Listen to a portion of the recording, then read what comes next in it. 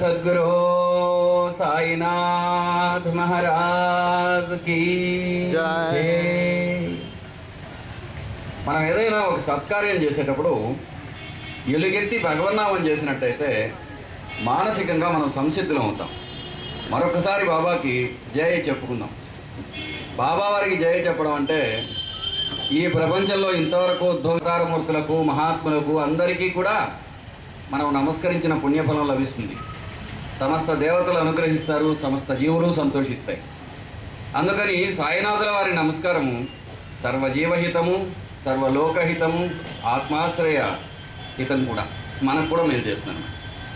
అందుచేత ఒకసారి సాయికి జయ చెప్పుకుని, జయము అంటే నమస్కారం అని అర్థం. శ్రీ సచ్చిదానంద సద్గురు సాయినాథ్ మహారాజ్ కి. మన మనసుకు ఉండేటువంటి జాడ్యం కొంచెం స్తబ్దత వీడి ఉంటుంది. ఇప్పుడు ఒక్కసారి మీకు నేను కృతజ్ఞతలు చెప్పుకుంటాను. పరమ పవిత్రము, పావనము, శుభకరము, దివ్యము అయినటువంటి సంధ్యా సమయంలో సాయినాథుల వారి సాన్నిధ్యంలో ఈ నెల్లూరు నగరంలో పొదలకూరు రోడ్డు చివరిలో మీ రూపంలో ఉండే పరమాత్ముడికి శతసహస్ర కోటి వందనాలు అర్పించుకుంటూ, ఇంకా నా పేరు తెలియని పెద్దలు, చిన్నలు, ఆత్మీయులు, సన్మిత్రులు మీ అందరికీ నా నమస్కారం. ఒక సంతోషమైన విషయం ఏంటంటే, షిరిడీ సాయిబాబా ఒక సాయంకాలం వేళ శిథిలమైన ద్వారకామాయి మసీదులో కూర్చున్నారు. ఆ కూర్చున్నప్పుడు ఎదురుగా అగ్నిహోత్రం వెలుగుతోంది. కొంచెం దూరంలో తులసి ఉంది. భక్తులందరూ అక్కడ ఉండి అప్పుడు అన్నారు, బాబా మీరు ఏం చేయదలుచుకున్నారు, ఈ మానవ జాతికి ఏం చెయ్యాలనుకున్నారు అని. అప్పుడు ఆయన ఒక మాట చెప్పాడు, నా భక్తుల సత్సంకల్పాలన్నీ నేను నెరవేర్చుతాను అని. నా భక్తులైన వాళ్ళ మంచి సంకల్పాలన్నీ నేను నెరవేరుస్తాను అని చెప్పాను. అట్లా నాకు కళ, ఒక కోరిక. ఏమిటై ఆ కళ అంటే, మన నెల్లూరు నగరానికి చెందినవారు ఈరోజు యువతి యువకులు ఎక్కువ ఉన్నారు. అదేవిధంగా ఆంధ్రదేశంలో, ప్రపంచంలో కూడా వెనుకటి కంటే, వృద్ధుల కంటే, పిల్లల కంటే యువతి యువకులు ఎక్కువ ఉండే కాలం ఇది. ఈ కాలంలో ఏదైనా మార్పు కనుక వచ్చినట్టయితే అది అద్భుతమైన రీతిలో పరిణమించగలదు. అందుకని మొత్తం మన నెల్లూరులో అయితే ఎక్కడెక్కడ మారుమూల ఉండే అందరినీ కలిసి పరిచయం చేసుకుని మహాత్ముల గురించి, బాబా గురించి, ఆధ్యాత్మిక తత్వం గురించి, ఇటువంటి విషయాలు నాకేవైతే భగవంతుడు అవగాహన కలిగించాడో వాటిని ప్రతి వారితో పంచుకోవాలని నాకు కోరిక. ఆ పంచుకుంటే ఏమవుతాయ్యా, నువ్వంత మొనగాడివా? లేదు లేదు, నన్ను నేను పరిశుద్ధమనర్చుకోవడానికి, నాకు తెలుసు అనుకునేది పంచుకోవడానికి, దాని ద్వారా చేతనైనంత వరకు అది మహోపకారం కనుక ఆ భావం పంచుకోవాలనే కోరిక నాకు. అందుకని వీలైనంత ఎక్కువ మందిని కలవాలి, వీలైనంత మందితో పరిచయం చేసుకోవాలి. మనందరం ఒకటిగా ఉంటాం. ఎవరి జీవితాలు వాళ్ళవి, ఎవరి ఆస్తులు వాళ్ళవి, ఎవరి కష్టాలు సుఖాలు వాళ్ళవైనా ఆత్మీయంగా కలిసి ఉందామనేటువంటి ఒక సదుద్దేశ్యంతో ఏదైతే భారతీయ ఋషులు బోధించినారో, ఏదైతే మన జీవితంలో, మన జాతిలో అతి సహజమైనటువంటి ధర్మమో, ఆ ధర్మాన్ని చెప్పుకోవాలని నాకు గొప్ప కోరిక. ఆ ఆలోచన వచ్చిన కొద్ది రోజుల్లోనే వీళ్ళు ఇక్కడికి పిలిచారు. ఇది బాబా పిలుపుగా అనుకుని ఇక్కడికి వచ్చాను. అందుకని ఒక గొప్ప ధర్మం ఏంటంటే, నేను ఎప్పుడూ అనుకుంటూ ఉంటాను, నేను దేనికి కర్తను కాదు, కర్త పరమాత్ముడు. అందుకని జరిగే అన్ని పనులు ఆయన దయ్యనే, దీని ప్రయత్నము ఫలము కూడా బాబా యొక్క అనుగ్రహమే అని నేను అనుకుంటాను. సంస్కృతంలో ఒక శ్లోకం ఉంది, నాహంకర్త హరికర్త తత్పూజా కర్మచాఖిలం తదాపి మత్కృత పూజా తత్ప్రసాదేన నాన్యథా అని. నేను దేనికి కర్తను కాదు, అన్నిటికీ భగవంతుడే కర్త, ఈ సమస్తము ఆయన ప్రసాద ఫలితమేనని దాని భావం. అందువల్ల ఒక చిన్న విషయం చెప్పుకుందాం. మనం చాలాసార్లు మన అదృష్టాలను గుర్తించాం. ఈరోజు నేను ఒకందుకు సంతోషిస్తున్నాను. ఈరోజే సత్సంగం ఏర్పాటు చేసుకొని వస్తామనుకోవడానికి 3 కారణాలు ప్రధానమైనవి.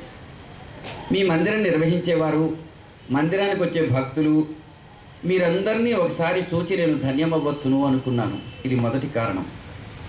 రెండవ కారణము, ముఖ్యంగా నేను ఎంతగానో అభిమానించే నా మిత్రుడు, అమెరికాలో ఉంటూ 30 ఏళ్ల పాటు ఉండి కూడా తెలుగుతనాన్ని ఏమాత్రము మరచిపోనివాడు, తెలుగువాడి హృదయాన్ని, తెలుగువాడి గుండెదిటవును, తెలుగువాడి ఆత్మీయతను, తెలుగువాడి ప్రేమను అమెరికాలో మిచిగన్ రాష్ట్రంలో డిట్రాయిట్లో ఉంటూ తెలుగు వాళ్లకు పంచే నా సన్మిత్రుడు అయినటువంటి రామన్న గారు అమెరికా నుంచి వచ్చి ఈరోజు వారు బయలుదేరబోతున్నారు. అందుకని బయలుదేరే ముందు వీలైనంతమంది మన వాళ్ళకు పరిచయం చేసుకుందామని. ఆ విధంగా ఆయన నాకు ఒక గొప్ప మిత్రుడు.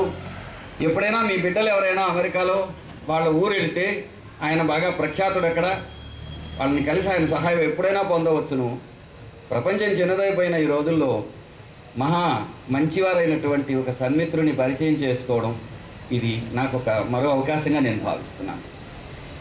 మూడవది ఏంటంటే, ఈ ప్రపంచంలో ముఖ్యంగా ఆంధ్రాలో, భారతదేశంలో నెల్లూరు నగరంగా మారుతున్న కాలం ఇది. నగరంగా పరిణతి చెందేటప్పుడు వీలైనంత ధర్మము, భక్తి జీవనము, మహాత్ములను స్మరించడం ఎక్కడ జరుగుతుందో ఆ నగరాలు మాత్రమే సరి అయిన రీతిలో ఉజ్వలంగా భాషిస్తాయి.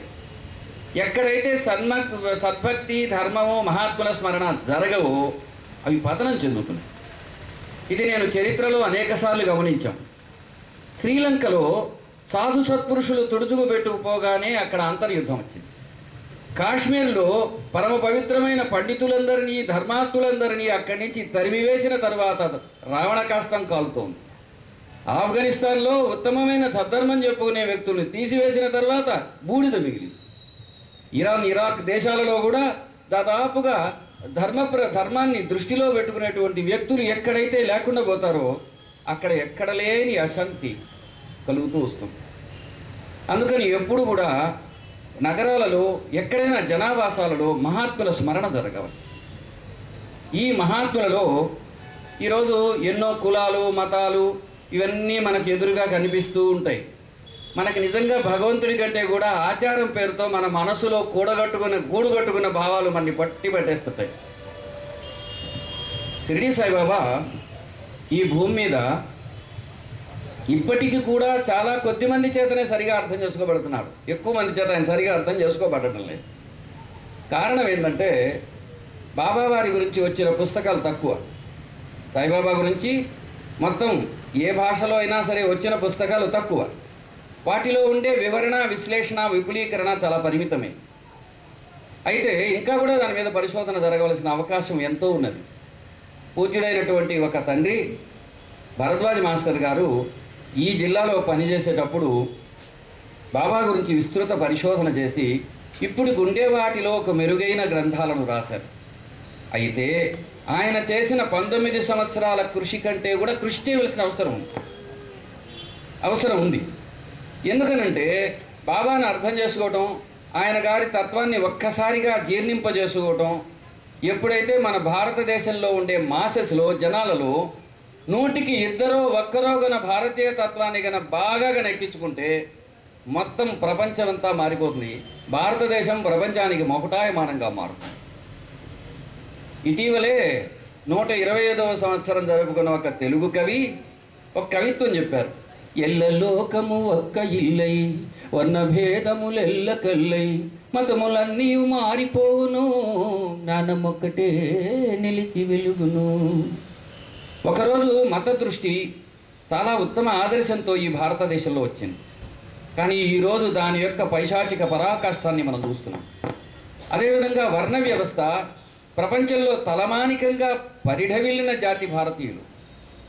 ఒకరోజు లార్డ్ మెకాలే అనేవాడు బ్రిటిష్ పార్లమెంట్లో భారతదేశం అంతా పరిశీలన చేసి తిరిగి ఈ భారతదేశస్తులను ఇంకా బానిసలుగా ఎలా మార్చాలని తెలుసుకోవడానికి ఒక లార్డు ఒకరిని పంపిస్తే వాడు ఇంగ్లాండ్ పార్లమెంట్లో వెళ్ళి ఏం చెప్తాడండి, వాడన్నందుకు నన్ను క్షమించండి, క్షమించకపోయినా పర్వాలేదు, నేనేం బాధపడను.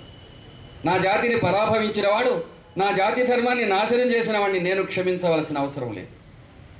భారతీయులలో ఉండే పౌరుషాన్ని నిలబెట్టుకోవడానికి ఎప్పుడూ మనం రెడీగానే ఉన్నాం. ఇంగ్లాండ్ పార్లమెంట్లో పోయి వాడు చెప్తాడు, భారతదేశం మొత్తం పర్యటించాను, అక్కడ ఒక్క భిక్షగాడు కూడా లేడు. భారతదేశం మొత్తం తిరిగాను, ఎక్కడ అనైక్యత లేదు. వాళ్ళలో కులాలు వేరు, అనేక మతాలు, అనేక కులాలు, శైవ వైష్ణవ భేదాలు ఇవన్నీ ఉన్నాయి, కానీ వాళ్ళలో సామరస్యం.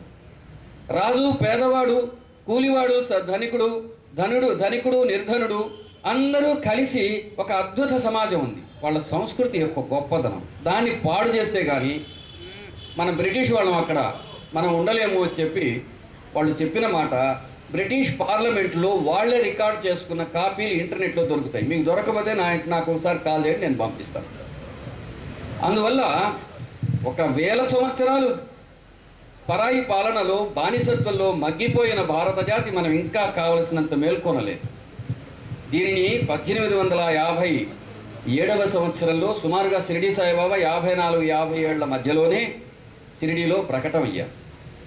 ఏమయ్యా ప్రకటమయ్యారు? ఆయన పుట్టలేదా అంటే ఆయన ఎవరికి పుట్టారో తెలియదు, ఆయన చెప్పలేదు. ఎందుకు చెప్పలేదు? ఆయన కనుక చెప్తే ఆయన చేయదలుచుకున్న అవతార కార్యానికి అది అడ్డమైంది. ఆయన హిందూగానో ముస్లింగానో ఏ కులంలోనో ఏ మతంలో చెప్పినా మనకుండే ఛాందసాలన్నీ ఆయనకు పూసేసి ఉండేవాడు. అది ఆయనకి ఇష్టం లేదు. ఆయన ఎవరింతకు? ఆయన ఎక్కడు? అనికేత శుచి దక్ష. భగవంతుడు మానవాకృతి ధరించి వస్తే ఎలా ఉంటాడని వేదధర్మంలో చెప్పాడో అటువంటి అనికేతుడు అతడు. నికేతం అంటే తనకంటూ అడ్రస్ తెలియనివాడు, ఎక్కడి నుంచి వచ్చాడో తెలియనివాడు, మహాత్ముల మూలము నది మూలము వెతకూడదన్నట్టు షిరిడీలో ఒక పెంట కుప్పల మధ్యలో వేప చెట్టు కింద 16 ఏళ్ల కుర్రవాడుగా ఒక పిల్లవాడు ప్రకటమయ్యాడు. అతడు నీ గురించి ఏమి చెప్తావు? అతడి పేరు ఏమి లేదు, పేరేమీ లేదు, తల్లిదండ్రులు తెలియదు, కులమతాలు తెలియదు, ఊరు తెలియదు, ఏం చదువుకున్నాడు తెలియదు. కానీ ఆయన దగ్గర ఒక ఇటుకి రాయండి, ఇది నా గురువు ప్రసాదించాడు, నాకు ఒక గురువు ఉన్నాడని మాత్రం చెప్పాడు. ఆయన పేరు కూడా చెప్పలేదు. ఆ పేరు ఒక్కొక్కరికి ఒక రకంగా చెప్పాడు. అంటే భారతీయ ఋషి సంస్కృతి, వైదిక సంస్కృతి, ధార్మిక సంస్కృతి, ఆధ్యాత్మిక సంస్కృతికి మూలము గురువు అని. గురువు అంటే ఎవరు? ఇప్పుడు మనకి ఎక్కడ చూసినా మఠాలు ఆశ్రమాలు కట్టేసుకుని బాబు రండి రండి రండి, మీ దగ్గర ఉండే సంపద మాకు ఇవ్వండి, మేము మీకు మీ పుణ్యం ఇస్తామండి, మిమ్మల్ని పాపాల నుంచి తరింపజేస్తామండి, దర్శనానికి ఒక 25,000 ఇచ్చుకోండి అనేవారు కాదు. ఎవడయ్యా గురువు అంటే బాబా వలె ఉండేవాడు గురువు. తన ఇంటికి తలుపులు లేనివాడు, తన బ్రతుకు రహస్యం లేనివాడు, భిక్షతో మాత్రమే జీవించేవాడు, సర్వజీవ హితాభిలాషిగా ఉండేవాడు, బ్రతుకు రహస్యం లేనివాడు, సమస్త దేవతలు, సమస్త మహాత్ములు, సమస్త జీవులు తనలో భేదంగా లేరని నిరూపణ చేయగలవాడు, భగవంతుడు మానవ రూపంలో వస్తే ఇలా ఉంటాడని రుజువు చేయగలిగినటువంటి మహానుభావుడు, మానవాకృతి ధరించి వచ్చిన దత్తాత్రేయుడే సద్గురు. అటువంటి వ్యక్తి మళ్ళీ మనం ఒక 400-500 మహాత్ముల చరిత్రలను ప్రపంచంలో ఉండే ప్రముఖమైన 5 మతాలలో వెతికితే మరొకరెక్కడా కానరా. షిరిడీ సాయిబాబా వారితో సరిపోలదగినటువంటి మరో మహానుభావుడు. అయితే మహాత్ములు కారయా లేరా అంటావా? లేదు లేదు, అన్ని జీవులు తనలో భాగమని చెప్పిన బాబా ఎంత గొప్ప వ్యక్తి అంటే ఇప్పుడు ఒక సాధువుని పక్క ఆశ్రమం వాళ్ళు పొగడడు, మెచ్చుకోడు.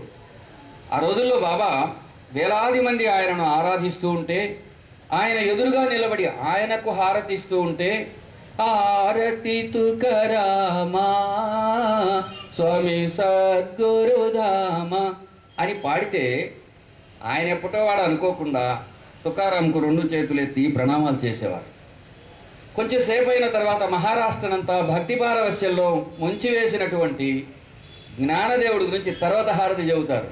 హారతి జ్ఞానరాజా అని చదవగానే ప్రార్థన చేయగానే 2 చేతులెత్తి జ్ఞానేశ్వర మహారాజ్కి శిరసా నమస్కరించిన పరమ పవిత్ర సాధుసత్తముడు, వినయవంతుడు, అహంకార రహితుడు బాబా.